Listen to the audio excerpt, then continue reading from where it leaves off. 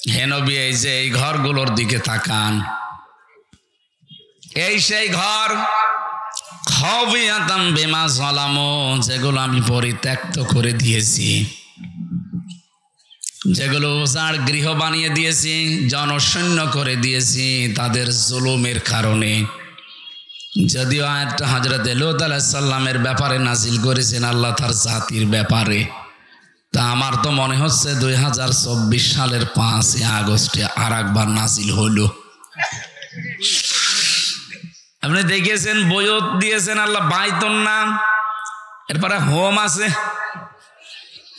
আল্লাহ পাক বলেন, হে নবী, এই সেই ঘরগুলো আমি কিন্তু আজকে এটা জনশূন্য ধরে দিয়েছি, উজাড় গৃহ বানিয়ে দিয়েছি, এটা পরিত্যক্ত। এখন খাবিয়াতান, এদের জুলুমের কারণে জায়গা পর্যন্ত এখন অভিশপ্ত হয়ে গেছে। এটাতে কত বাস্তব আমি দেখেছি। কুষ্টিয়ায় হানিফ সাহেবের বাড়ি এখন জাতীয় টয়লেট হয়ে গেছে। কি করেছিল বাড়ির ভেতরে, পরের দিন আমরা যেয়ে দেখি কি অবস্থা, বাড়িটা যে কত টাকা খরচ করেছিল ভেতরে ওরা জানে আর আল্লাহ জানে। মনে হয় ওই টাকা যা খরচ হয়েছে ভেতরে ওরকম 20টা বাড়ি বানানো যাবে, এমন কিছু নেই ও বাড়ির ভেতরে দেয়নি। কুষ্টিয়ার একেবারে মেন জায়গায় জেলখানার পাশে বিশাল বাড়ি বানিয়েছিল, কি জাঁকজমক থাকতো। কিন্তু 5 তারিখের বিকাল 5টা বাজতে বাজতে মানুষ ইট পর্যন্ত খুলে নিয়ে চলে গেছে, এমনকি পায়খানার প্যানও রাখে নাই, ওইটাও খুলে নিয়ে চলে গেছে। আল্লাহ যে জানালেন খাবিয়াতান, আমি একেবারে জনশূন্য শুধু না পরিত্যক্ত করে ছাড়বো, তাই করিস। এখন জাতীয় টয়লেট, ওইটা ওই রাস্তা দিয়ে কেউ গেলে আগে ওখানে পোশাক পায়খানা করে। ইন্না ফি যালিকা লাআয়াতাল লিকাউমি ইয়ালামুন, এর ভেতরে শিক্ষা আছে। এখানে লামে তাকিদ, আল্লাহ বলেন অবশ্যই শিক্ষা আছে যারা জ্ঞানী তাদের জন্য। যে এত বড় বিশাল শিকড় কত গভীরে ছিল চিন্তা করেন। একটা দারোয়ান থেকে শুরু করে সংসদ পর্যন্ত সব জায়গায় আমাদের লোক সেট করা ছিল। এই বগুড়ার মানুষ তো আরো বেশি টের পাওয়ার কথা, কারণ এই জেলা তো টার্গেট জেলা। কথা বলছে না কেন? বাংলাদেশে যে সমস্ত জেলাগুলোতে টার্গেট করা ছিল জালেমদের, তার ভেতরে বগুড়া বগুড়া 1 নম্বর না। 1 নম্বর সাতক্ষীরা, 2 নম্বরে চাঁপাইনবাবগঞ্জ, 3 নম্বর হতে পারে বগুড়া।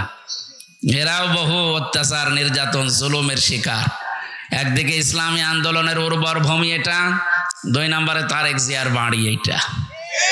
এই 2 গেড়া কলে এদেরকে ফেলে এখন যেমন গোপালগঞ্জে বাড়ি হলেই মানুষ গালি খায়।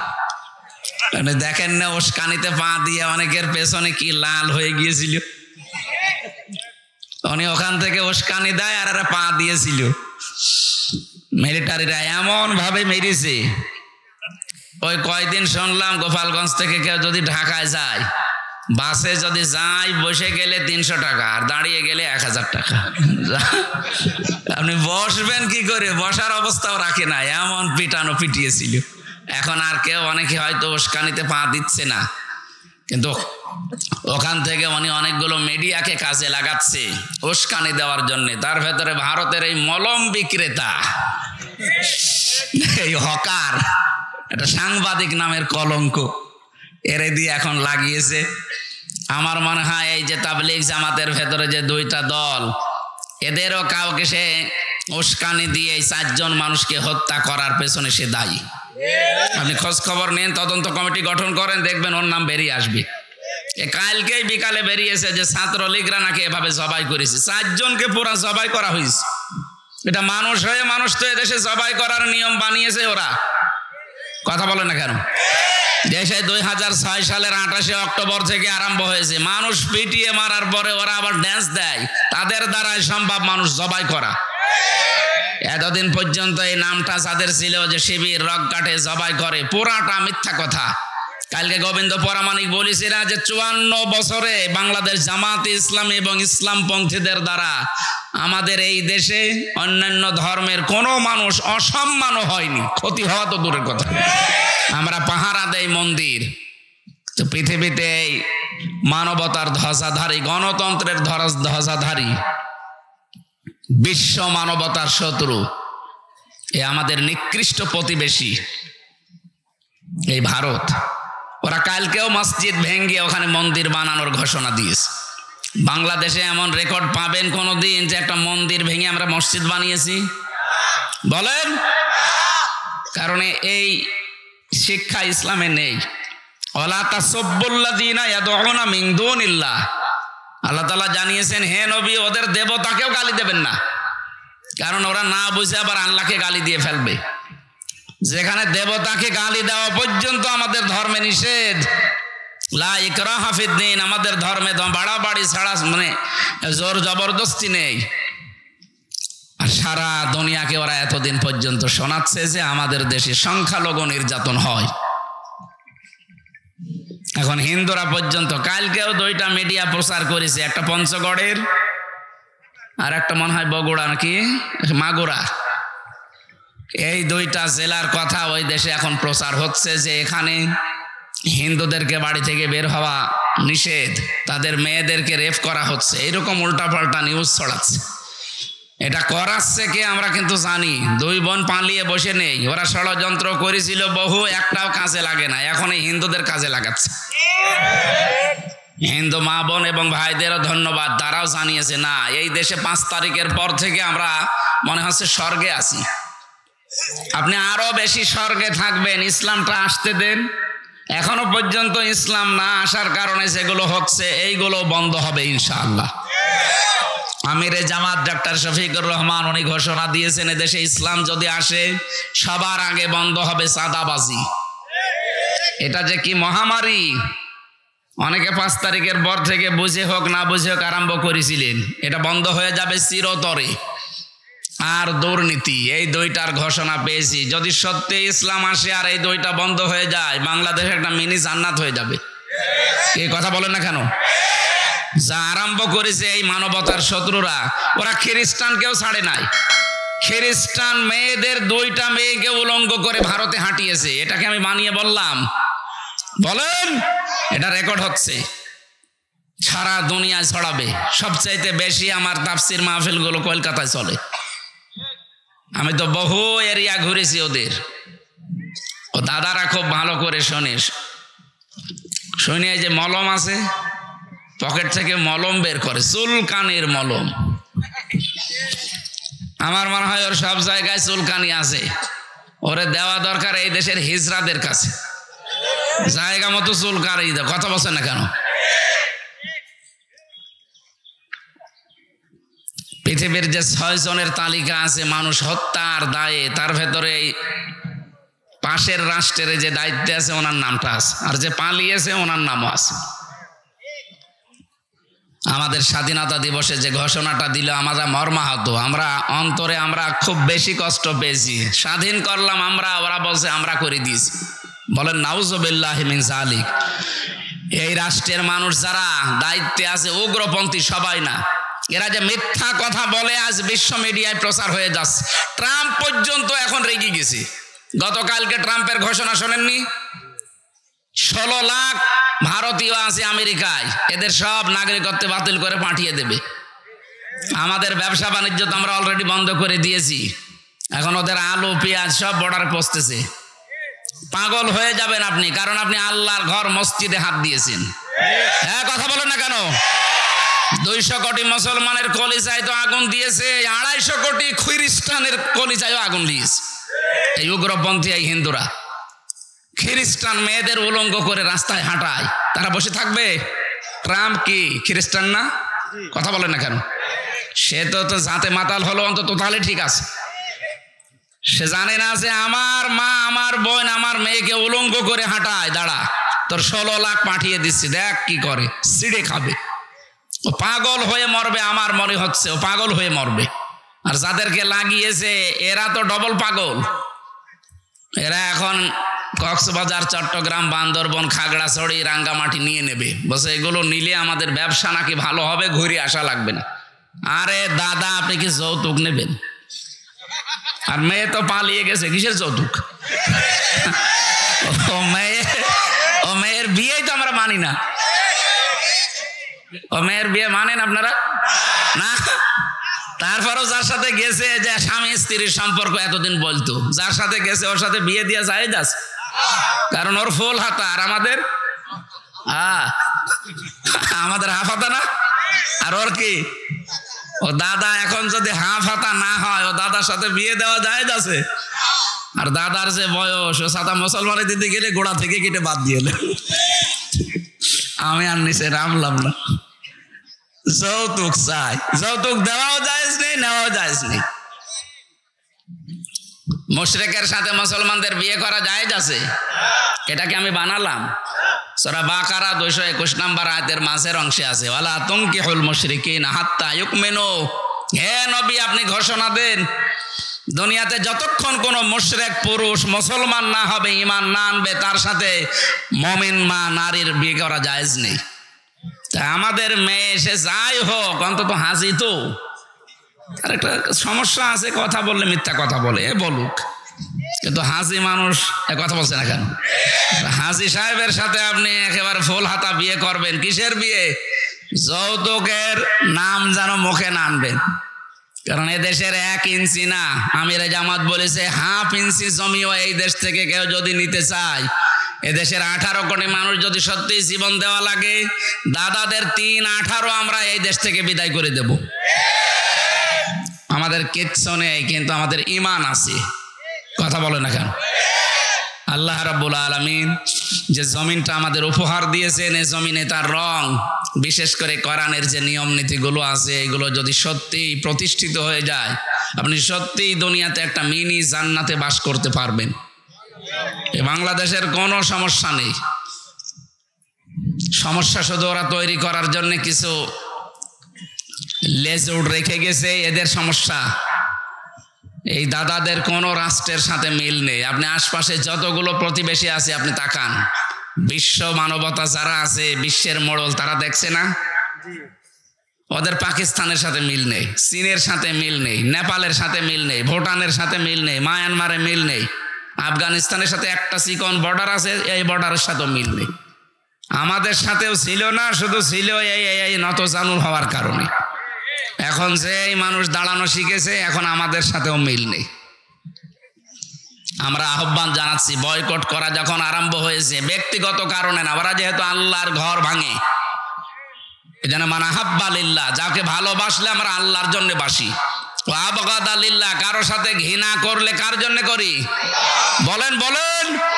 সুতরাং আপনারা আল্লাহর ঘরগুলো ভাঙছেন, মন্দির আছে এই ভুয়া ধোয়া তুলে।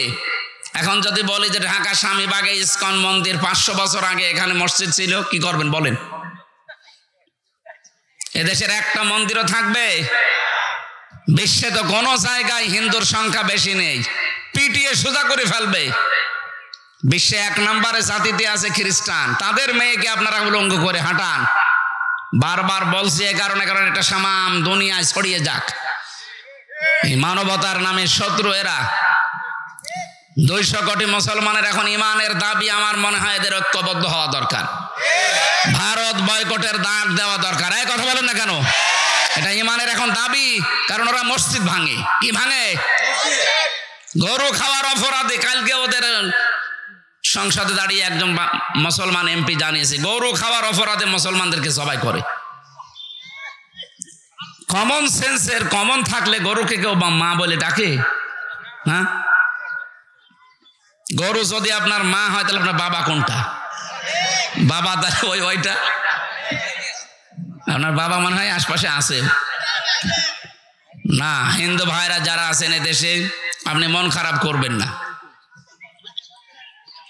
আমরা এই দেশে যারাই বাস করি, জন্ম নিয়েছেন যারা, এদেশের তারা সম্মানিত এবং বৈধ নাগরিক। আমরা মাইনরিটি মেজরিটি মানি না, সব আমরা এক। এই ধোয়া তুলে এতদিন আমাদেরকে দাবিয়ে রেখেছিল। আমাদের বুদ্ধিজীবীগুলো হত্যার পেছনে ওরা দায়ী। এই কথা বলেন না কেন? অধ্যাপক মিয়া গোলাম পরোয়ার ঘোষণা দিয়েছেন না যে আপনি খোঁজ খবর নিয়ে দেখেন, আমাদেরকে দাবন করে রাখার জন্য প্রতিবেশীরা দায়ী। বুদ্ধিজীবী হত্যার সাথে আমাদেরকে জড়ানো হয়, ওরা দায়ী। রাজাকারের তালিকা বের হয়েছিল, আপনারা দেখেছেন। ওনাদের নিজেদের মন্ত্রী তালিকা বের করেছিল 10,000, তার ভেতরে 8,060 জন আওয়ামী লীগের। একটা মন্ত্রী হইল আকমা মোজাম্মেল হক, একটা অকর্মা মোজাম্মেল। ওরে দায়িত্ব দিয়েছে যে জামাত শিবিরকে রাজাকার বানাবে। ও ছাতা আওয়ামী লীগকে বানিয়েছে 860 জন, জামাতের মাত্র 37 জন, তাও 8-9 জন মরে গেছে। এইরকম অকর্মাকে মন্ত্রী বানালে তো এরকম উল্টো পাল্টা রিপোর্ট দেবে। আপনার রিপোর্ট অনুযায়ী বলেন এই দেশে কি করেছেন? 11 জন মানুষ ছিল ওই সময় যুদ্ধ করার মতো শেখ পরিবারে, একটাও করে নাই। বেকার এই ধোঁয়াটা তুলে এতদিন পর্যন্ত এই দেশে ইসলামকে এবং আলেম ওলামাকে, ইসলামপন্থী যারা ইসলাম কায়েম করতে চায় তাদেরকে দুনিয়া থেকে বিদায় করেছে এই ধোঁয়াটা তুলে। এটা এখন আর দেশে কেউ বিশ্বাস করে না। কথা বলো না কেন? উনি যে আরামে নেই উনি নিজেও টের পাচ্ছে। কালকে স্ট্যাটাস দেখেছেন যে আমি এখানে অঘোষিত জেলখানায় আছি, আমি এভাবে থাকতে চাই না। দরকার হয় নিজের দেশে যেয়ে সারা জীবন আমি সাইদি সাহেবের মতো জেলে থাকবো, তারপরও এখানে আমি আর থাকতে চাই না। ওটা অঘোষিত জেল। আর এখানে আসলে 165টা মামলা। আমার তো 2টা মামলায় যদি 3 বছর থাকা লাগে, ওনার তো 165টা, এক একটাই যদি 1.5 বছর করে হয়, কব্বরে চলে যাবে না? দরকার আবার জীবিত হবে, আবার কব্বরে যাবে, তাও সাজা শেষ হবে না। আন্তর্জাতিক অপরাধ ট্রাইব্যুনালের দায়িত্বে যিনি আছেন এখন প্রসিকিউটর, উনি ঘোষণা দিয়েছেন, চিফ যেটা তাজুল ইসলাম, অ্যাডভোকেট তাজুল ইসলাম, যে ওনার যা অপরাধের ফেরিস্তি আমরা পাচ্ছি, যদি 100 বার ফাঁসি দেওয়া হয় ওনাকে, তারপরও আরো 10 বার দেওয়া যাবে। কি করেছেন আপনি? গত কয়েকদিন আগে এই যে কওমি মাদ্রাসার একজন আলেম মোশতাকুন নবী কাসেমি হাফিজাহুল্লাহ, তার সাথে আমি যোগাযোগ করেছিলাম। উনিও ছিল মাটির নিচে এই আয়না ঘরে, ওনারে নিয়েও গিয়েছিল। ওখানে আমি মাঝে মাঝে দেখতাম রাতের বেলা হঠাৎ করে 3-4 জন কালো পোশাক পরা এসে বলে, ওই রেডি হন। কি রেডি হন মানে? যার ঘরের সামনে যে বলবে রেডি হন, তার মানে তারে আজকে ক্রস দেবে। মুখ বেঁধে, চোখ বেঁধে, হাত বেঁধে নিয়ে সারা দিন সারা রাত শুধু ঘোরায়। কোথায় নিয়ে যায় কেউ জানে না। রাত 11টা-12টার পরে গাজীপুরের এক জঙ্গলের ভেতরে নিয়ে হাতটা খুলে বলে, যা দৌড়া। আপনি দৌড় দেবেন, পেছন থেকে গুলি করে বলবে ক্রস ফায়ারে মারা গেছে। এই ছিল নাটক এই দেশে। উনি বলছে আমারেও নিয়ে গিয়েছিল, আমার সামনে দিয়ে বহু মানুষকে নিয়ে গেছে, আমি টের পেয়েছি, কিন্তু দেখতে তো পাইনি, চোখ বাঁধা। বহু মানুষকে রাত 2টার সময় 1:30টার সময় এসে ডাক দেয়, এই তাড়াতাড়ি রেডি হন আর নামাজ কালাম পড়লে পড়ে নিন। বলেন এই সময় মানুষের কি ভেতরে আর রুহ থাকার কথা? আপনি যদি এখানেই মেরে ফেলে মাছের খাবার বানানোর জায়গা আছে, বিশাল পুকুর আছে ভেতরে, এখানে মাছের খাবার বানিয়ে দেয়। এইটাও যদি করে দুনিয়ার মানুষকে জানিয়ে দিন যে অমুক জনকে আমরা মেরে ফেলেছি, তাও তো তার বউ অন্য জায়গায় বিয়ে করতে পারতো, তার ছেলে মেয়ে জানতো যে বাবা মা মরে গেছে। আপনি এমন অবস্থা করেন যে 8 বছর 10 বছর 14 বছর পার হয়ে গেল, একটা মানুষ পড়ে আছে, এ দুনিয়ার মানুষ জানেই না যে ফিরে বেঁচে আছে।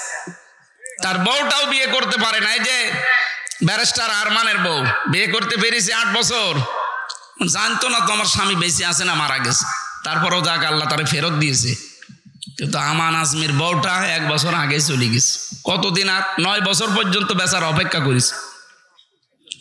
এই সমস্ত শাস্তিগুলো যদি একটা একটা করে ধরা যায়, উনি তো বলেছে 100 বার ফাঁসি দেওয়া যায়। 100 বার না, আমার মনে হয় 1000 বার ফাঁসি দেওয়া যাবে। এই জন্য জালেমদের জায়গাগুলো আল্লাহ অভিশপ্ত করে দেয়। আপনি দেখেন ধানমন্ডির এই বাড়িটা এখন গণ পায়খানা, ওটা 8-10 জন করে একবারে যায় দেখলাম। কেউ এদিকে, কেউ এদিকে, কেউ এদিকে, কেউ এদিকে, চারিদিকে মুখ দিয়ে একেবারে একসাথে মনে আছে মানে জামাতবদ্ধ টয়লেট চলছে।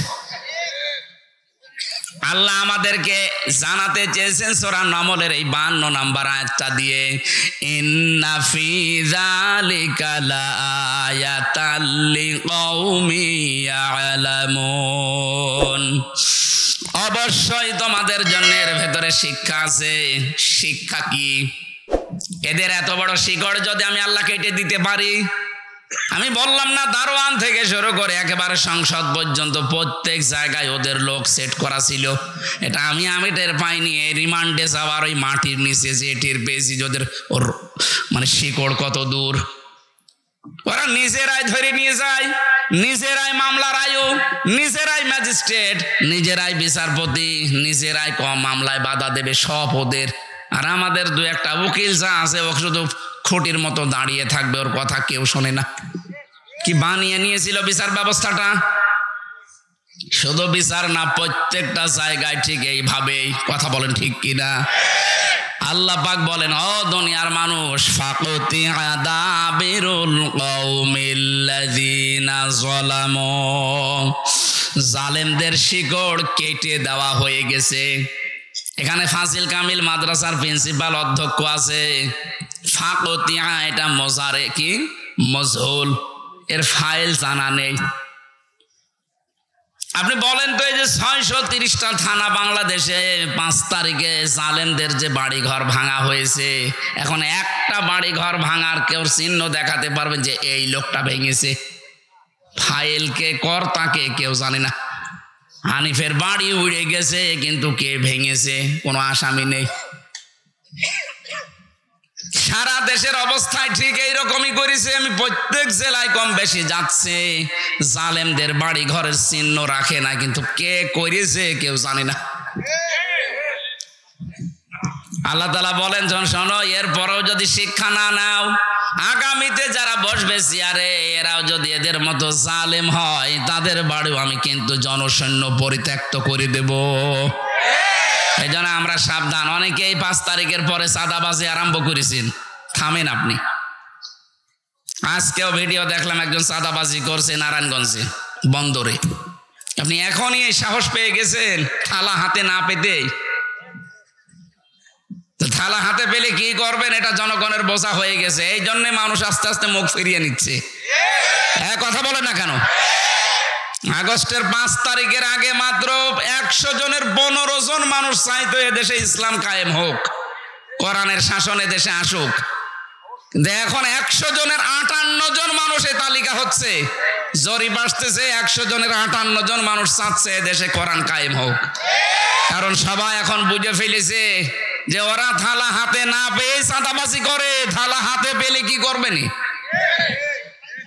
এই জন্য যারা এর উপরে টিকে থাকতে পারছে, এই 3 মাস কয়েকদিন হয়ে গেল, এখনো পর্যন্ত কাদা গায়ে লাগেনি।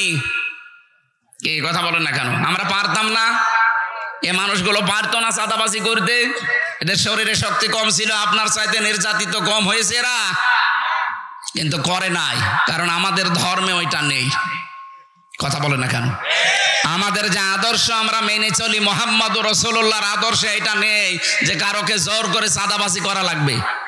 হ্যাঁ, জুলুম অত্যাচার নির্যাতনের শিকার হয়েছিলাম, আমরা মাফ করে দিয়েছি, কিন্তু মাফ পেতে হলে আপনার কিছু করা লাগবে।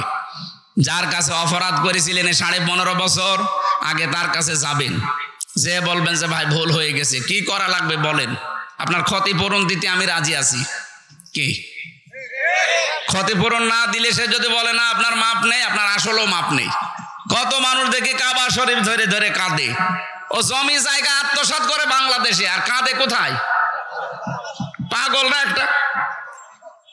আরে ভাই, আপনি জমি জায়গা আত্মসাৎ করেন, টাকা মেরে খান বাংলাদেশে, আর কাবা শরীফ সৌদি আরবে, ওখানে যে কাঁদছেন 650 কিলোমিটার দূরে, 6500 কিলোমিটার দূর। এত দূরে যে কান্নাকাটি করে লাভ আছে? আগে কাঁদবেন বগুড়ার ওই লোকটার কাছে, যার কারণে আপনি ওই লোক ব্যবসা করতে পারেনি। আপনার কারণে চাকরি পায়নি। আপনি মিথ্যা মামলা দিয়ে, মিথ্যা সাক্ষী দিয়ে তারে বছরের পরে বছর জেল খাটিয়েছেন, খুন করেছেন, গুম করেছেন, আয়না ঘরে রেখেছেন। এ কথা বলছেন না কেন? আগে তার কাছে যে মাফ চান, যে ভাই আমার ভুল হয়ে গেছে। শুধু এতটুকু বললে হবে না। ও যদি বলে 15 বছরের শোধ চাই, আমি ক্ষতিপূরণ চাই, 50 লাখ টাকা আমারে দেওয়া লাগবে, আপনি তাই দেওয়া। কারণ মাল তো কম কামাননি, টাকা আগে দেন, তারপরে মাফ চান। কালকে একটা গান বলছিল, কে জানো, যে আগে কি সুন্দর মাল কামাইতাম আমরা। আসলেও তো তাই ছিল। আর খাপের খাপ মমতাজের বাপ মিলে গেছে। আমরা জালেমদের এই পরিণতি দেখে শিক্ষা নিতে পারবো না কোরআনের আইন থেকে? যে আগামীতে আমরা যারা আসবো, কে আসবেন আমরা জানি না, আল্লাহ যাকে দেয় সে আসবে। কিন্তু সে যদি জালেম হয়, তাদের বাড়ি ঘর 5 বছর পরে কিন্তু উজাড় গৃহ হয়ে যাবে, পরিত্যক্ত হয়ে যাবে। কারণ যেখানে জুলুম করা হয় ওই জায়গাটা আল্লাহ পুরা একেবারে অভিশপ্ত করে দেয়। এর বাস্তব প্রমাণ এই জালেমদের বাড়িগুলো। আল্লাহ তুমি আমাদেরকে বাঁচাও, বলেন আমিন। আমরা কোরআনে কারিমের সূরা বাকারার 190 নম্বর আয়াতটা পড়েছি। এখানে 7টা বিষয় আছে। আমরা কোরআন থেকে কথা বলার জন্য যেহেতু বসেছি, আপনারা শুনবেন না? আল্লাহ রাব্বুল আলামিন বলেন, ওয়াকাতিলু ফি সাবিলিল্লাহিল্লাযীনা ইউকাতিলুনাকুম ওয়ালা তা'তাদু ইন্নাল্লাহা লা ইউহিব্বুল মু'তাদিন। এখন কত কিছু এর আগে বলা লাগে, যে শানে নজরুল আছে, ঐতিহাসিক প্রেক্ষাপট আছে। সূরার তেলাওয়াত আমরা করলাম, তাফসীর করার জন্য যে নিয়ম নীতিগুলো বলতে হয় সময়ের অভাবে সব বাদ দিয়ে আমরা সরাসরি যাচ্ছি ব্যাখ্যায়। আল্লাহ পাক বলেন কাতিলু, লড়াই করো। কে বলছেন? ফি সাবিলিল্লাহি, আল্লাহর রাস্তায়। একেবারে কাটা কাটা কথা, কোনো ভেতরে কোনো প্যাঁচ গোছ নেই। আল্লাহ বলেন লড়াই করো আল্লাহর রাস্তায়। এই আয়াত শুনেই মনে হচ্ছে আল্লাহ মনে হয় মারামারির পক্ষে। হ্যাঁ, কোরআনে কারিমে সূরা আনফালের ভেতরে আছে, নবীজিকে আল্লাহ জানিয়েছেন। সূরা আনফালের এটা 17 নম্বর আয়াত সম্ভবত। রব্বুল আলামিন নবীজিকে জানিয়েছেন, ফালাম তাকতুলুহুম ওয়ালাকিন্নাল্লাহা কাতালাহুম। হে নবী, আপনি তাদেরকে হত্যা করেননি, হত্যা করেছি আমি আল্লাহ নিজে তাদেরকে।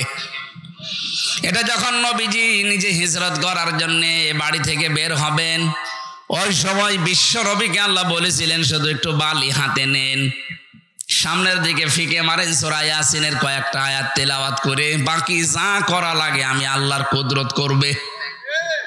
নবীজি তো সামনের দিকে বালি মেরেছিলেন, কয়েকটা কাফেরের গায়ে লাগার কথা ছিল তাদের চোখে মুখে। চারিদিকে যারা দাঁড়িয়ে আছে 42 জন, এদের চোখে মুখে নাকে গেল কি করে? রব্বুল আলামিন পরবর্তীতে জানিয়েছেন, ওমা রমাইতা ইয রমাইতা ওয়ালাকিন্নাল্লাহা রমা। হে নবী, আপনি শুধু বালি নিক্ষেপ করেছিলেন, এতটুকুই আপনার কাজ শেষ। বাকি যা করার আপনি কিছুই করেননি। ওইটা আমার জিবরাইল সঙ্গে সঙ্গে হাতে নিয়ে নেয়, প্রত্যেকটা কাফেরের চোখে মুখের ভেতরে এটা দিয়ে দেয়। ওরা হাত ডলতে থাকে, চোখ ডলতে থাকে, মাঝখান থেকে আপনাকে আমি আল্লাহ বের করে দেই। এই ঘটনার ভেতরে যত মানুষকে আমরা হত্যা হতে দেখেছি, মরে যেতে দেখেছি, এই মানুষগুলোকে নবীজি একটাও মারেন নাই। প্রত্যেককে আল্লাহ দুনিয়া থেকে বিদায় করেছেন নিজে। ফালাম তাকতুলুহুম, আপনি একটাও মারেননি। ওয়ালাকিন্নাল্লাহা কাতালাহুম, বরং আল্লাহ তাদেরকে হত্যা করেছে। এই শব্দটা শুনলে অনেকে আজ খারাপ মনে করে, ইসলাম তাহলে মারামারি, কাটাকাটি, হত্যা। আরে ভাই, ইসলামের নিয়মগুলো আল্লাহ বুঝে শুনেই দিয়েছেন। কারণ মানুষের যা চরিত্র, এই যে 4 জন মানুষকে ছাত্রলীগ যদি সত্যিই মেরে ফেলে, এখনো তো তদন্ত হয়নি, যেহেতু বলতেছে সাতপন্থী যারা, তারা যে ছাত্রলীগকে ভাড়া করে আমাদেরকে জবাই করা হয়েছে, এটা যদি সত্যি প্রমাণ হয়ে যায়, এই খুনিদেরকে আপনি শুধু ওয়াজ করে জীবন বিরত রাখতে পারবেন না। এদেরকে যদি থামাতে হয়, আমার মনে হয় এদেরকেও ঠিক ওইভাবেই জবাই করা লাগবে। ওরা 4 জন মেরেছে, ওদের 8 জনকে জবাই করে দেন জনসম্মুখে, দেখবেন এমনি টাইট হয়ে যাবে। কারণ এমনিতে ওরা নিষিদ্ধ। এখন কথা বলছে না কেন? ওরা নিষিদ্ধ না, রাস্তাঘাটে পেলে কিন্তু মানুষ পিটাবে। এখন চরমপন্থা বেছে নিয়েছে, করেন। বিশ্ব মিডিয়ায় কিন্তু এগুলো ফোকাস হচ্ছে। 4 জন মেরেছেন তো 40 জনের খেসারত দেওয়া লাগবে। এতদিন এই মিথ্যাটা ইসলামপন্থীদের উপর দিয়ে চালাতেন যে এরা জঙ্গিবাদ, এরা জঙ্গি। এই নাটকটা এখন আল্লাহ ঘুরিয়ে আপনাদের উপরে খাটাবে। বলেন, র্যাবের ডিসি এখন চিনি, নতুন দায়িত্ব পেয়েছে। দায়িত্ব পেয়ে প্রথম দিন ঘোষণা দিয়েছে বাংলাদেশে জঙ্গি যা ছিল সবগুলো নাটক। আমি তো এই 3 বছর যতগুলো মানুষের সাথে মিশেছি জেলখানায়, জঙ্গিদের ভেতরে মাঝে মাঝে আমার নিয়ে যেত। কিসের জঙ্গি? ওরা ছাত্র শিবিরের সদস্য ধরে নিয়ে এসে বসে যে জঙ্গি। এখন নেন ঠেলা একটা নিরপরাধ মানুষের উপরে দোষ চাপিয়ে দিয়েছিলেন, আমা ইয়াকসিব খতিয়াতান আও ইসমান সুম্মা ইয়ারমি বিহি বারিয়ান ফাকাদ ইহতামালা বুহতানা ওয়া ইসমাম মুবিনা। সূরা নিসার 113 নম্বর আয়াত। কোন মানুষ যদি নিজে অন্যায় করে আর অন্যায়টা নিরপরাধ একটা মানুষের উপরে চাপিয়ে তাকে কালার করে দেয়, বিপদে ফেলে দেয়, আল্লাহ পাক বলেন ও যেন প্রকাশ্য পাপের বোঝা বহন করে নিয়ে বেড়ায়। ওরা যে আজ প্রকাশ্য পাপের বোঝা, ওরা যে খুনি, ওরা যে গণহত্যাকারী, সারা দুনিয়া এখন জানতেছে। এই মিথ্যা তহমতটা আমাদের উপরে এতদিন দিয়ে চালিয়েছে। আমার নামেও জঙ্গি মামলা দিয়ে 3 বছর আটকিয়ে রাখলো। এখন মেন আপনার নামে এখন আসলটা চলছে। কথা বলেন না কেন? এই জন্য ইসলামের ঔষধ গুলো আল্লাহ বানিয়েছে ঠিক ওই কায়দায়, যেখানে যেরকম দরকার ঔষধ ওখানে ওই রকম পাওয়ারফুল দেওয়া লাগে। এখানে আমি 100 পাওয়ার ঔষধ লাগবে, 10 পাওয়ারে দিলে হবে? সুতরাং হত্যার পক্ষে আল্লাহ না, কিন্তু বাস্তবতা ঠিক রাখতে হলে মাঝে মাঝে এরকম ঔষধ দেওয়া লাগে। আমার মনে হয় বাংলাদেশ এখন শান্ত করার জন্য যারা এই 4 জন তাবলিগ জামাতের মানুষকে হত্যা করলো, এদের খুঁজে ওইভাবেই জবাই করা দরকার। কারণ আল্লাহ তো আর হত্যার বিপক্ষে না, আইন দিয়েছে এই সংশোধনের জন্য। আর আমরা চাচ্ছি এ দেশটা সংশোধন হোক নাকি? যে 9টা বিষয় ছিল বৈষম্য বিরোধী ছাত্র আন্দোলনে, তাদের এইটাও ছিল যে আমরা সংস্কার চাই, আমরা সংশোধন চাই। যে সংশোধনে তো করতে চাচ্ছি, আপনি যা করেছেন উল্টিয়ে ওইটা যদি আপনার পক্ষে বিপক্ষে কাজে লাগানো যায়, ঠিক আপনি টাইট হয়ে যাবেন। আমরা চাচ্ছি খুব তাড়াতাড়ি এই 4টা মানুষ হত্যার বিচার করা হোক, খুব তাড়াতাড়ি। কথা বলে না কেন? সে যাকেই মেরেছেন মানুষ তো সে, কেন আপনি তাকে হত্যা করবেন ঘুমন্ত মানুষকে?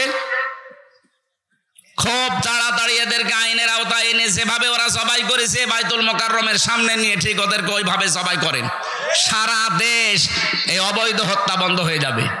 এইটা আজ করা হয়নি, এই কারণেই 54 বছর কোনো খুনের বিচার আমরা পাইনি। বিনা কারণে আল্লামা সাঈদীকে আপনি ঔষধ দিয়ে মেরে ফেললেন। লোকটাকে নিয়ে গেলেন, বললেন যে চিকিৎসা করা হবে, ও তো আনন্দে বের হচ্ছিল। কিন্তু আপনি ধোঁকা দিয়ে বোকা বানিয়ে তাকে ইনজেকশনের মাধ্যমে দুনিয়া থেকে বিদায় করে দিন। আপনার খুনি। রিমান্ডে আমারে যখন জিজ্ঞাসা করছে, আপনি স্ট্যাটাস দিয়েছিলেন যে পৃথিবীতে এক প্রধানমন্ত্রী আছে খুনি, কেন বললেন? হ্যাঁ, দুনিয়াতে তো 257টা রাষ্ট্র, পৃথিবীর কোন কোন প্রধানমন্ত্রী আছে খুনি। ভাই কোন প্রধানমন্ত্রী খুনি আমরা জানি না? আপনি জানেন আমার জিজ্ঞাসা করছেন? মানে আমি যাই বলেছি, ভাই আমি তো এই দেশের প্রধানমন্ত্রীর নাম উল্লেখ করিনি যে উনি খুনি। না, কোন দেশের প্রধানমন্ত্রী খুনি আমরা জানি।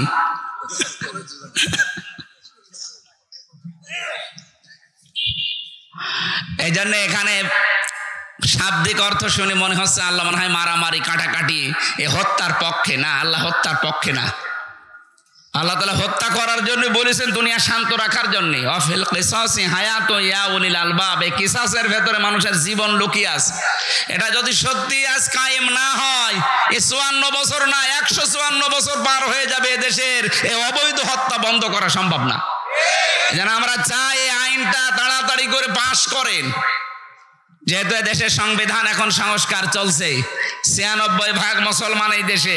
কত বলেন না কেন? আমরা তো চাই 4% যারা অন্য জাতির আছে তারাও চাচ্ছে যে শান্তি চাই। তো শান্তি চাইলে এর উপরে আর শান্তি দেওয়ার কিছু নেই। 77টা আয়াত দিয়ে আল্লাহ একটা সূরা নাজিল করেছেন, নাম তার সংবিধান, সূরা ফুরকান। নাম কি? 77টা আয়াত আছে, 73টা ধারা আছে।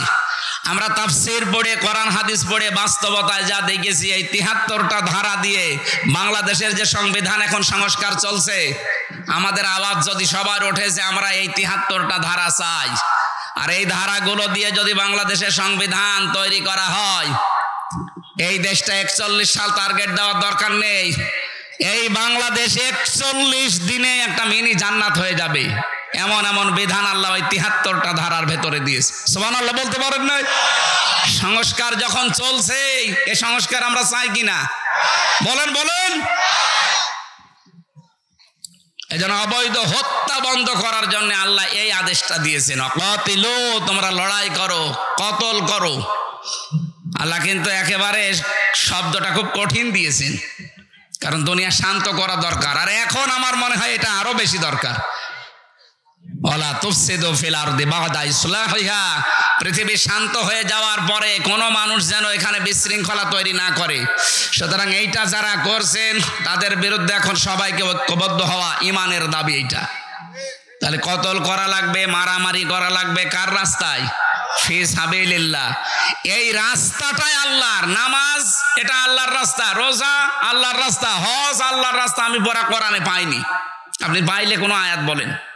নামাজ পড়লেই এইটা ইসলাম, রোজা রাখলে এইটা ইসলাম, এইটাই আল্লাহর পথ।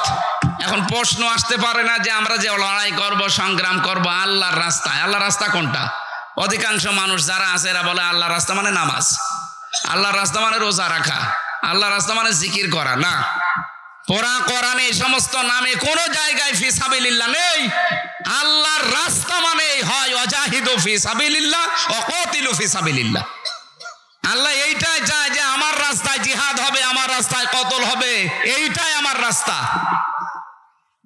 এটা যদি আজ আমরা 18 কোটি মানুষ বুঝে ফেলতাম, পাশে যারা শত্রুতা করছে, আশপাশের এই প্রতিবেশী নামে কলঙ্ক, এরা ভয়ে থাকতো সবচাইতে বেশি।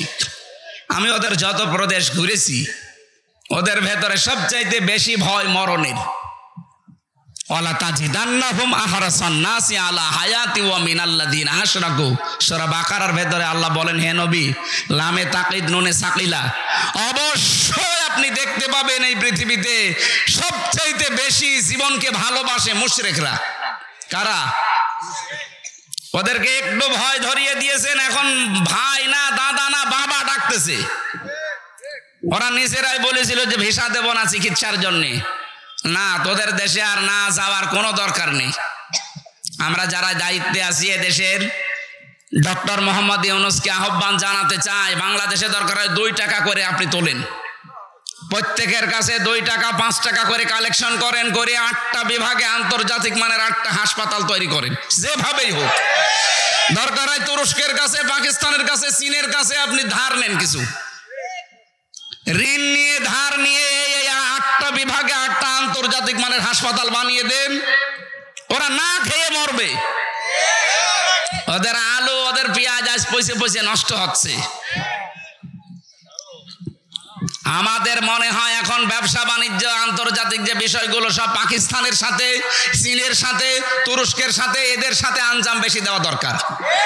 এরা যেহেতু আল্লাহর ঘর ভেঙে ফেলে, এদের সাথে কোনো সম্পর্ক আমাদের আর নেই। কথা বলেন না কেন? ধর্মীয় প্রতিষ্ঠান ভেঙে ফেলবেন আপনি মানুষ। আপনি হিন্দুকে জিজ্ঞাসা করেন, সেও আপনাকে গালি দেবে। আজকেও পঞ্চগড়ের এই কি রাধা রানী কি যেন নাম, গালি দিচ্ছিল মোদিকে। মানুষ না, কেউ একটা জানোয়ার। আপনার নিজের ধর্মের লোক আপনাকে মানুষ বলে জানে না, কারণ আপনি আল্লাহর ঘর মসজিদে হাত দিয়েছেন। পৃথিবীর প্রত্যেকটি ধর্ম, কোন ধর্ম খারাপ কথা বলে নাই। কথা বলেন না কেন? আর আমাদের তো একেবারে শান্তির ধর্ম। এ ধর্মের উপরে দুনিয়ায় কোনো ধর্ম নেই, এটা প্রমাণ হয়ে গেছে। গত কয়েকদিন আগে আমি যশোরের এক অধ্যাপক, অনেক বিসিএস ক্যাডার, হিন্দু, ওনারে বলেছিলাম আমাদের ধর্মে জোর জবরদস্তি নেই স্যার, আমি আপনাকে জোরাজোরি করব না, আপনাকে ইসলাম গ্রহণ করতেও আমি আহ্বান জানাবো না, আপনি শুধু আমার ধর্মীয় গ্রন্থটা একটু বুঝে পড়েন। 3 মাস সময় দিলাম, যেহেতু জ্ঞানী মানুষ তো, বিসিএস ক্যাডার তো এমনি হয়নি। 3 মাস পরে দেখলাম উনি নিজেই মুসলমান হয়ে গেছে। শান্তির ধর্ম এইটা, যদি একটু আপনার বিবেকটা কাজে লাগান। এই জন্য আল্লাহর রাস্তা শুধু নামাজ নয়, শুধু রোজা নয়, শুধু হজ নয়, শুধু দান সাদকা নয়, শুধু জিকির আজকার নয়। আল্লাহর রাস্তা হচ্ছে আলিয়াউমা আকমালতু লাকুম দীনাকুম ওয়া আতমামতু আলাইকুম নি'মাতি ওয়া রাদিতু লাকুমুল ইসলাম দীনা। পৃথিবীতে ইসলাম পরিপূর্ণ, এটা আল্লাহর রাস্তা। এর ভেতরে যদি নামাজ থাকে, এর ভেতরে আকিমুদ্দিনও থাকবে। এক কথা বলেন না কেন?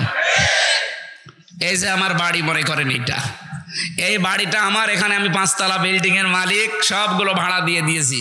আমার বউ ছেলে মেয়ে একতলায় থাকে। এখন যদি শাহাবুদ্দিন সাহেব এসে বলে এখানে বাড়ি ঘর যারই হোক, এখানে নিয়ম নীতি আমার চলবে, এমনকি আপনার বউ ছেলে মেয়ে আমার কথায় উঠবে বসবে, উনি যত বড় লোক হোক ওনার কথা মানার টাইম আছে আমার? কথা বলে না কেন? বাস্তবতা এইটা। একটা ঘরের মালিক আমি, উনি বাইরের লোক এসে আমার কথা, ওনার কথা শোনার মতো টাইম আমার নেই, তাও বড় মানুষ। আল্লাহ বলেন আলা আলাহুল খালকু ওয়াল আমরু, এ জমিন আমার, এখানে আইনও চলবে আমার। ইনিল হুকমু ইল্লা লিল্লাহ, বানিয়েছি আমি, এখানে বিধান দেওয়ার মালিককে। সেইটা বাদ দিয়ে যদি দুনিয়ার কারো বিধান এখানে চালু করার চেষ্টা করেন, আল্লাহ মেনে নেবে? এই জন্য তো আল্লাহ মানে না। এই জন্য আমাদের উচিত হবে, আমার ঘরে যেমন শাহাবুদ্দিন সাহেবের বিধান নিয়ম নীতি চলে না, আল্লাহর এই দুনিয়া এই জমিনে আল্লাহ বাদে কোনো মানুষের তৈরি করা আইন চলবে না। এটা অনেকে দুনিয়ার কাজ মনে করে এড়িয়ে যান, না, এইটাই আসল কাজ। ওয়াকাতিলু ফি সাবিলিল্লাহ, এইটার জন্য যদি কতল করা লাগে, মারামারি করা লাগে, মিছিল মিটিং করা লাগে, দল করা লাগে, যদি রায় দেওয়া লাগে, সব আমি এইটার জন্য করব। কিন্তু পরের শব্দে আল্লাহ দিয়েছেন ওয়াকাতিলু ফি সাবিলিল্লাহিল্লাযীনা ইউকাতিলুনাকুম ওয়া লা তা'তাদু। কিন্তু সাবধান, এই কাজ করতে যে তোমরা সীমা লঙ্ঘন করবা না। কি করবা না? এই বিষয়টা সামনে নিয়ে আসা লাগবে আমাদের। আর এইটা সামনে আছে, এই জন্য আমি কোরআন হাত দিয়ে বলছি, জামাত শিবির আর ইসলামী ছাত্রী সংস্থা, এই তিনটার ভেতরে এইটা আছে, এরা সীমা লঙ্ঘন করে না। এই কারণে আল্লাহ এদের কাজ উপরে তুলে দিচ্ছে। আপনাদেরকে আহ্বান জানাচ্ছি, যারা বিভিন্ন রাজনৈতিক দলে আছে, সীমা লঙ্ঘন বন্ধ করেন ভাই। নিজের ব্যক্তিগত জীবন থেকে শুরু করে সব জায়গায় সীমা লঙ্ঘন বন্ধ করেন, আপনাকেও আল্লাহ পরিচিত করে দেবে, আপনাকেও আল্লাহ মানুষের কাছে গ্রহণযোগ্যতা বাড়িয়ে দেবে। ইন্নাল্লাহা লা ইউহিব্বুল মুতাদিন, অবশ্যই আমি আল্লাহ সীমা লঙ্ঘন যারা করে তাদেরকে পছন্দ করি না, ভালোবাসি না। আল্লাহ যদি ভালো না বাসে, দুনিয়ার মানুষের ভেতরে ভালোবাসা পয়দা হবে? এই জন্য জোর করে যারা ছিল, মানুষও পছন্দ করে নাই, আল্লাহ পছন্দ করে নাই। যেন আমরা যেন অনেকে আবার জোর করার চেষ্টায় আছেন, আপনি থামবেন। আমার কিন্তু চোখ শুধু দেখলেই বুঝি যে বাস্তবতা কি। অনেকে এখনো পর্যন্ত লেগে আছেন যে আমরা যেভাবেই হোক যাবো। আপনি কি করবেন? সে জোর করেছে, কি হয় দেখলেন না? জোর করেছে হয়তো টিকে থাকা যায়, কিন্তু বিদায় নেওয়ার সময় কুকুরের চাইতেও লাঞ্ছিত হয়ে আল্লাহ বিদায় দেয়। এইটাই কোরআনের কথা। ইন্নামা নুমলি লাহুম লিয়াজদাদু ইসমা ওয়া লাহুম আযাবুম মুহিন। মানুষের পাপ যখন খাপের খাপ পরিপূর্ণ হয়ে যায়, তখন আল্লাহ অপমানজনক শাস্তি তাকে দেয়। এই দুনিয়াতে বহু মানুষ জোর করে টিকে থাকার চেষ্টা যারা চালিয়েছে, তাদেরকে আল্লাহ জাতির সামনে ঘৃণিত, নিন্দিত, এগুলো বানিয়ে দিয়েছে। হাজ্জাজ বিন ইউসুফের নাম শোনেননি? এও জালেম ছিল। মন্ত্রী পরিষদ এসে একদিন বলছে, বাদশাহ আপনার জন্য বাইরে আমরা যেতে পারি না, আপনাকে তো গালি দেয়, আমাদেরকেও গালি দেয়। এই 15.5 বছরে তাই হয়নি? এই কথা বলেন না কেন? ও বলছে আমারে গালি দেয় কে, আমি দেখবো। রাস্তায় গেছে ছদ্মবেশ নিয়ে, গ্রাম্য এক লোকের সাথে দেখা হলো। ওই বেটা বাচ্চা হাজ্জাজ বিন ইউসুফ, লোকটা কেমন? হলো ওই ও তো জালেম, ও জালেম, ও জালেমের বাচ্চা জালেম। যেই বারবার সালেম বলে, ওর মেজাজ খারাপ হয়ে গেছে। ডাক দিয়ে বলছে, বেটা আমারে চেনো? না, আমি সে হাজ্জাজ বিন ইউসুফ। ও মনে মনে ভাবে, আল্লাহ আমার তো আজকে মাথা থাকবে না। ডাক দিয়ে বলছে, বাদশাহ আপনি আমারে চেনেন? না তো, আমি এই গ্রামের ওই লোক যার মাসে 2 দিন মাথা খারাপ হয়, আজকে তার পয়লা দিন। তোর মাসে 2 দিন মাথা খারাপ হয়, আজকে প্রথম দিন, তার মানে আর একদিন হবে।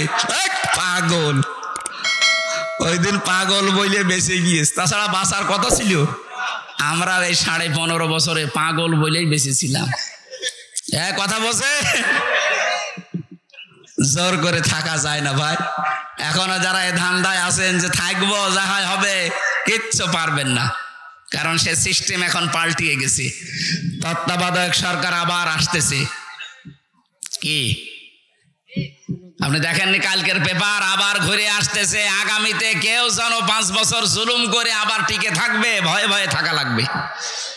আল্লাহ রাব্বুল আলামিন 7 প্রকার মানুষকে তিনি পছন্দ করেন না, তার ভেতরে প্রথম নম্বরে যারা সীমা লঙ্ঘন দুনিয়ায় করে, সেই জান্নাত থেকে শুরু হয়েছে। সীমা লঙ্ঘন করলে আল্লাহ পাক তাকে শাস্তি দিয়েছে। আমাদের আদি পিতা মাতা সীমা লঙ্ঘন করেছিল, গাছের কাছে যাওয়া নিষেধ ছিল, গিয়েছিল, সীমা লঙ্ঘন, আল্লাহ দুনিয়াতে পাঠিয়ে শাস্তি দিচ্ছে। হযরতে মুসা আলাইহিস সালাম এমনিতে রাগী নবী ছিলেন। একদিন ডাক দিয়ে বলছে, বাবা, রুহের মানে ওই যে মেরাজে যাওয়ার সময় 2 নবীকে কথোপকথন করেছিল। কয়েকটা বর্ণনা তাফসিরে আছে, এই বর্ণনাটাই সঠিক। ডাক দিয়ে বলছে, আব্বাসান, আপনি কোন কারণে এই গন্ধম গাছের কাছে মাকে নিয়ে গেলেন আর ফল খেলেন? যদি ফল না খেতেন তাহলে তো আর এই দুনিয়ার এই ঝঞ্ঝা বিক্ষুব্ধ পৃথিবীতে আমাদের আশা লাগতো না। এই ঝামেলার দুনিয়ায় ফেরাউন আমাকে খালি তাড়িয়ে নিয়ে বেড়ায়। হযরত আদম আলাইহিস সালাম বলেছিলেন, বেটা, যদি ফল না খেতাম তো তোমরাও তো হইতে না। আমি ফল খেয়েছিলাম, অন্তত তোমরা দুনিয়ায় এসেছো, আবার কাজকর্ম করো, এরপরে আবার যে আমাদের আসল বাড়ি, ওই বাড়ি ফেরত যাবা। কিন্তু আমাদের সীমা লঙ্ঘন যদি দুনিয়ায় আসার পরও আবার হয়, ওই যে বাড়ি থেকে আসলাম ওই বাড়ি আর ফেরত যাওয়া হবে না, আর একটা বাড়ি আছে, জেলখানা। সুতরাং ওই বাড়িতে যেন আমাদের যাওয়া না লাগে। জেলখানা দুনিয়ারটাই যেরকম দেখলাম, আল্লাহটা না জানি কত কঠিন। আল্লাহটা কঠিন হবে না? আল্লাহ তাআলা বলেন, লা ইয়ামুতু ফিহা ওয়ালা ইয়াহইয়া, এমন জাহান্নাম বানিয়েছি, মরবেও না, বাঁচবেও না। এজন্য প্রথম নম্বরে আল্লাহর ঘৃণিত বান্দা তারা যারা সীমা লঙ্ঘন করে। আজকে থেকে কোনো কাজে যেন আমরা সীমা লঙ্ঘন না করি। আল্লাহ আমাদের তৌফিক দিন এই আমলটা করার, বলেন আমিন। আমরা যারা জেনা ব্যভিচারে আছি, প্রশ্ন আসতে পারে, জেনা ব্যভিচার আমার জীবনে নেই। হ্যাঁ, আমি জানি, কিন্তু আপনার চোখের জেনা, আপনার মুখের জেনা, আপনার হাতের জেনা, পায়ের জেনা, কলবের জেনা, এগুলো হচ্ছে। এই দেশটাতে এখনো যেহেতু ইসলামী পর্দা কায়েম হয়নি, এই জন্য হচ্ছে। কি 2টা ঔষধ আল্লাহ দিয়েছেন, যদি মেনে চলতে পারেন, আমি সহ প্রত্যেকেই, সে যেই বয়সেরই আছেন, প্রত্যেকেই যদি এই 2টা ঔষধ মেনে চলতে পারি, আল্লাহর দেওয়া, তাহলে জেনা থেকে বেঁচে থাকা যাবে। 15 দিন মাত্র আমল করেন। আজ যারা পরকীয়া প্রেমী আছেন, নিজের স্ত্রী বাদ দিয়ে অন্যের সাথে লাইন করেন, এটাও বন্ধ হয়ে যাবে। নিজের স্ত্রী বাদ দিয়ে অন্যের সাথে যারা লাইন করে, নিজের স্বামী বাদ দিয়ে অন্যের সাথে যারা লাইনে আছে, এমনি না, এটা কারণ আছে।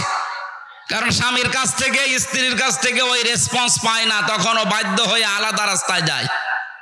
অথচ নিজের স্ত্রী বাদ দিয়ে, ইল্লা আলা আজওয়াজিহিম আও মা মালাকাত আইমানুহুম ফাইন্নাহুম গায়রু মালুমিন, নিজের স্ত্রী বাদ দিয়ে অন্য কোন মহিলা কামনা করাই জায়েজ নেই, করাই জায়েজ নেই। সেখানে আমরা পরকীয়া প্রেমে অনেকে আসক্ত, এখানে মনে হয় নেই। কারা কারা করছেন হাত তোলেন তো।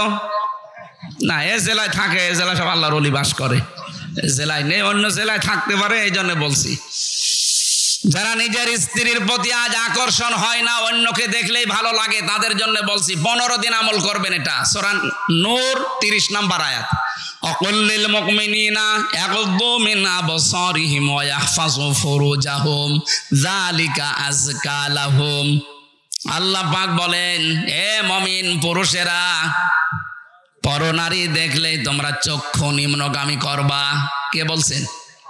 বলেন বলেন। এটা প্রথম ঔষধ।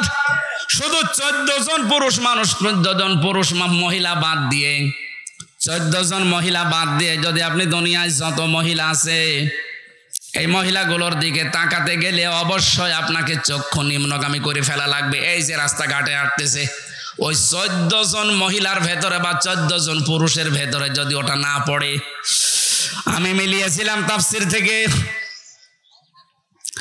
আল্লাহর নবী মুহাম্মদ রাসূলুল্লাহকে সূরা নিসার 21 নম্বর আয়াতের তাফসিরের ভেতরে জানিয়েছে, হে নবী, 14 জন মহিলা সম্পর্কে আপনি তাদেরকে জানান।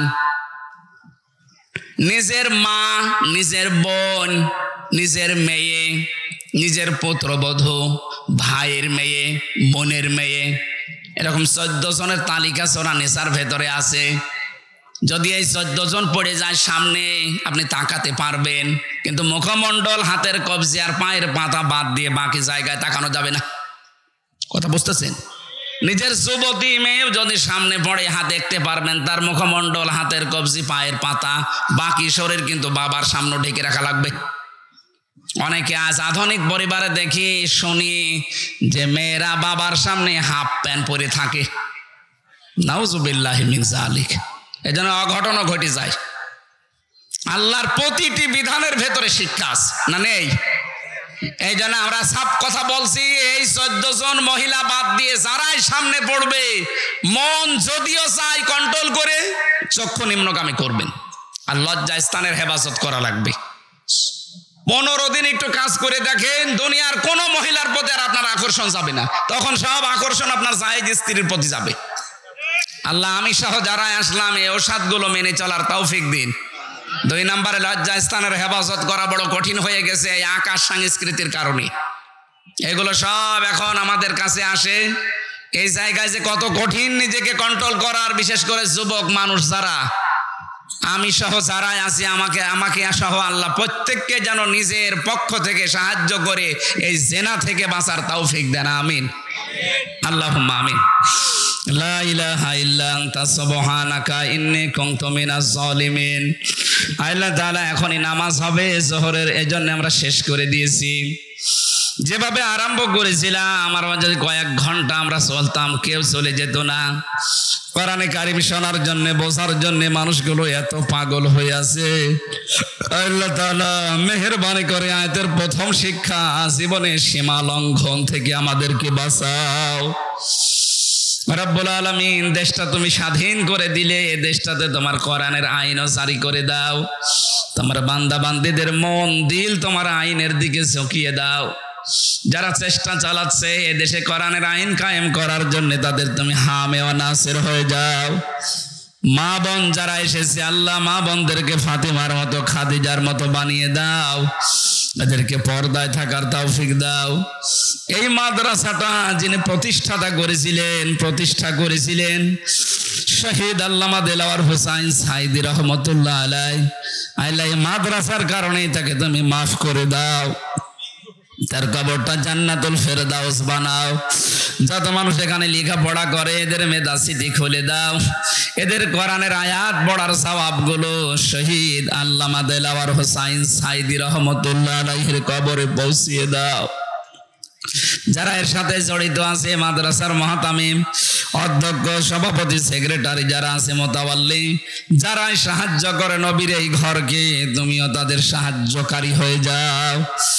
আমি সহ যারা আমরা অসুস্থ আছি, প্রত্যেকে শেফায়ে কামিলা আজেলা নসিব করো। যে ষড়যন্ত্র চলছে এই প্রতিবেশী নামে কলঙ্ক, এই অমানুষদের দ্বারা, আল্লাহ ওদের কপালে তো হেদায়েত নেই, তুমি বলে দিয়েছো আল্লাহু লা ইয়াহদিল কওমাজ জালিমিন। জালেমদের তুমি হেদায়েত দাও না, দেবেও না। সুতরাং এদের চক্রান্ত ষড়যন্ত্র থেকে আমাদেরকে বাঁচাও। রব্বুল আলামিন, বিশ্বের মুসলমানদেরকে তুমি সব এক এবং নেক বানিয়ে দাও। আগামীর বাংলাদেশ কোরআনের হাতে আল্লাহ তুলে দাও। চর্ম চোখে যেন অন্তত দেখতে পারি এ দেশটা তোমার কোরআনের আইন দ্বারা চলছে। কখন কার কাছে আজরাইল এসে যায় জানি না। যখনই আজরাইল আসবে, একটা বারের জন্যও যেন পড়তে পারি লা ইলাহা ইল্লাল্লাহু মুহাম্মাদুর রাসূলুল্লাহ। আসসালামু আলাইকুম।